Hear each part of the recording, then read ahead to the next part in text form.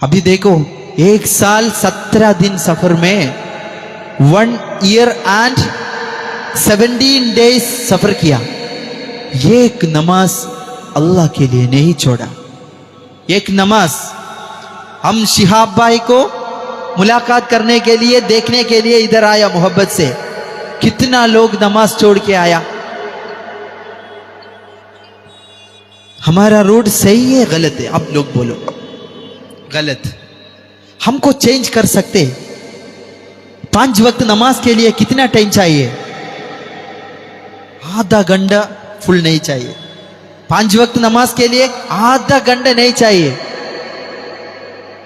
24 घंटा हम बिजी है दुनिया के लिए। अभी कितना घंटा हम लोग वेट किया इधर नमाज छोड़ के। शिहाब भाई नमाज पढ़ के आया। 1 साल 17 दिन एक नमाज